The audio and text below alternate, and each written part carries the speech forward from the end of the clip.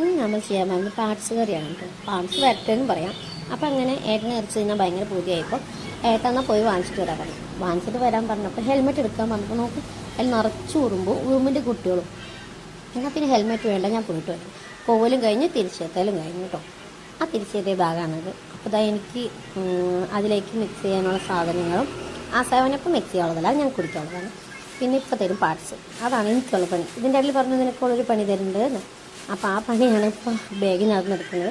അതെനിക്കുള്ള പണി. അപ്പോൾ ഞാൻ തിരിച്ചൊരു പണി പറഞ്ഞു, കുറച്ച് കറിവേപ്പില പൊടിച്ചിട്ട് വരുമോ?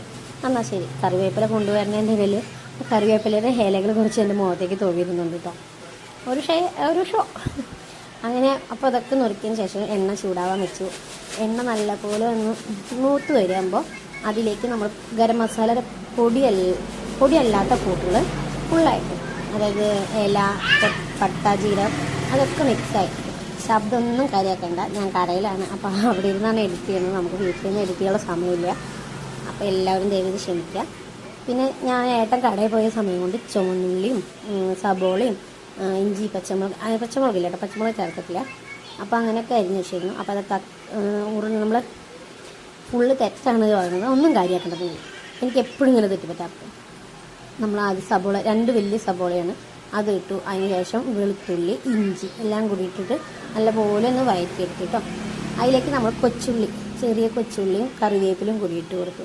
അത് നല്ലപോലെ മൂത്ത് വരുന്നേക്കുള്ള പൊടികളൊക്കെ എടുത്ത് വെച്ചു.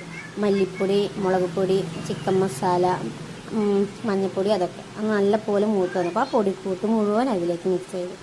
ആ പൊടിക്കൂട്ട് ഇട്ട് ഇളക്കി നല്ലപോലെ കറുത്ത കളർ വരാം. അതായത് കരിച്ച് കളയണ്ട, കരിഞ്ഞ ചിക്കൻ പാർട്സ് കറിയല്ല നമ്മൾ ഉണ്ടാക്കുന്നത്, കറുത്ത ഷെയ്ഡ് വരണം. അത് വന്നതിന് ശേഷം നമ്മൾ പാർട്സ് നന്നാക്കി കഴുകി വൃത്തിയാക്കി വെച്ച പാർട്സ് നമ്മൾ അതിലേക്ക് മിക്സ് ചെയ്തു. അത് മിക്സ് ചെയ്യുന്നതിൻ്റെ കൂടുതൽ ഞാൻ ഉപ്പിടാൻ മറന്നു, അത് പറയാൻ മറന്നാണ്. ഉപ്പിട്ട് ഇളക്കിയതിന് ശേഷം ഏട്ടൻ പറഞ്ഞു എനിക്ക് ചട്ടിയിൽ കറി തിന്നാൻ നല്ല ആഗ്രഹം. ചട്ടിയിൽ കറി വെച്ച് മല്ലിയിലൊക്കെ ഇട്ടൊന്ന് തിളച്ച് വന്നപ്പോൾ ചട്ടിയിൽ അടി പൊട്ടി. അത് കറിയൊന്നും താഴ്ത്തു പോയില്ല, ജസ്റ്റ് ഒന്ന് പൊട്ടി. അപ്പോൾ ഞങ്ങൾ വീണ്ടും ചീഞ്ചട്ടിലേക്ക് തന്നെ എടുത്ത് വെച്ചു. അങ്ങനെ ചീഞ്ചട്ടിലിരുന്ന് കറി വെന്തു. അത് വരട്ടായപ്പോൾ കുറച്ച് സാമ്പാർ ഉണ്ടാക്കി. അതാണ്